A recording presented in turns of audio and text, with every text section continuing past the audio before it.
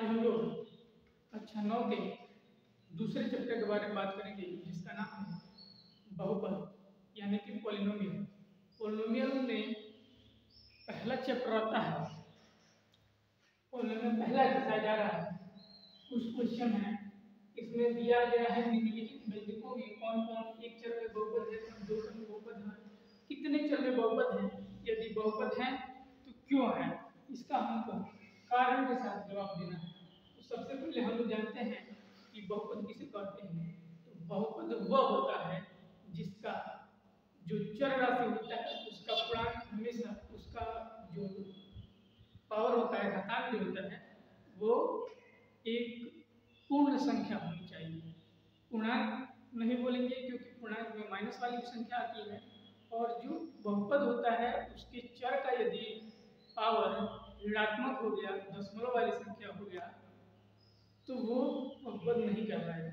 बहुपद हम केवल उसी को कह सकते हैं जिसके चर राशि का जो पावर होता है वो पूर्ण संख्या होता है। ठीक, उसके बाद से हम लोग बहुपद का जो चर राशि है इसको हम लोग अंडर रूट में भी ले आ सकते हैं। अंडर रूट में अगर वेरिएबल आ गया तो उसका पावर 1/2 हो गया, यानी बट्टा हो गया, और बट्टा होता है वो पूर्ण संख्या को नहीं दर्शाता है। इसीलिए हम लोग इसमें पहचानेंगे कि कौन सी चर राशि का जो घातांक है वो एक पूर्ण संख्या है। तो इसमें चर राशि है x, इसका जो पावर है वो 2 है, ये पूर्ण संख्या है। यहाँ पे चर राशि है x, इसका जो पावर है वो 1 है, वह भी पूर्ण संख्या है। यहाँ पे अचर पद है, ये अचर बहुपद है, इसमें x की पावर 0 छुपा हुआ है। x की पावर 0 का मतलब होता है 1, और 1 का गुणा करेंगे 7 में तो हो जाएगा 7। इसका मतलब ये हमारा एक चर में बहुपद है। इसमें चर राशि कितने इस्तेमाल किए गए हैं, केवल एक ही चर राशि इस्तेमाल किया गया है, वह है x। चर एक चर में बहुपद है, एक चर कौन सा चर है, x में बहुपद है। ठीक, यहाँ पे y² प्लस 1/2, ये तो हमारा अचर पद है, ये कर्ली में रहे, बटा में रहे, दशमलव में रहे, इससे हमको कोई मतलब नहीं है। हमको मतलब है अपने चर राशि से। चर राशि का पावर हमेशा पूर्ण संख्या होना चाहिए। तो चर राशि y है, तो y की जो पावर है वो 2 है, और 2 एक पूर्ण संख्या होता है, इसलिए y² प्लस 1/2 एक चर में बहुपद है। लिखेंगे यहाँ पे एक चर कौन सा चर है, y, एक चर में बहुपद है। क्वेश्चन नंबर बढ़ते हैं 3 की तरफ। यहाँ पे लिखा है 3√2 प्लस t√2।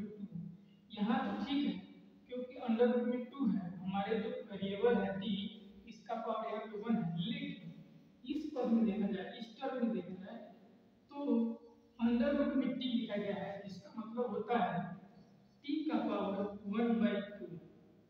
1/2 का मतलब है रूट में t। तो यहाँ पे t का पावर हो गया 1/2। तो 1/2 हम जानते हैं कि ये पूर्ण संख्या नहीं है। जब t का पावर पूर्ण संख्या नहीं है, यानी वेरिएबल का पावर पूर्ण संख्या नहीं है, तो ये बहुपद नहीं है। बहुपद अगर होता तो हम लोग कहते यहाँ अंडर रूट में नहीं रहता, तो हम लोग इसको कहते कि ये एक चर बहुपद है, क्योंकि यहाँ पे एक वेरिएबल था। तो हम लोग यहाँ पे कहेंगे एक चर में है किंतु बहुपद नहीं है, तो लिखेंगे बहुपद नहीं है। क्यों नहीं है, क्योंकि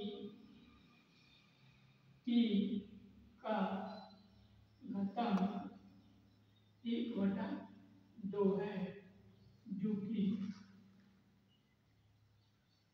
पूर्ण संख्या नहीं है। अब बढ़ते हैं सवाल के अगले तरफ। अगले सवाल पे बढ़ेंगे। यहाँ पे y है प्लस 2y, ये वाला टर्म y है, y का पावर 1 है, वेरिएबल का पावर 1 है, तो ये पूर्ण संख्या है, ये तो समझ आ रहा है। परंतु यहाँ पर ये अचर पद है, और अचर पद के नीचे y है, नीचे y, इसका मतलब ये हो गया कि y प्लस 2 और 1/y का मतलब होता है y की पावर -1। y की पावर -1 को हम लोग 1/y लेते हैं और यहाँ पे 1/y ही दिया गया है। तो हमने देखा कि यहाँ पर y वेरिएबल का पावर 1 है, लेकिन यहाँ पे पावर -1 है। अतः यह एक चर में बहुपद नहीं है। बहुपद रहता तो हम कहते कि एक चर में बहुपद है, लेकिन बहुपद तो है नहीं, इसलिए हम बोलेंगे इसको एक चर में बहुपद नहीं है। बहुपद नहीं है। क्यों नहीं है? क्योंकि y का घातांक -1 है, जो पूर्ण संख्या नहीं है।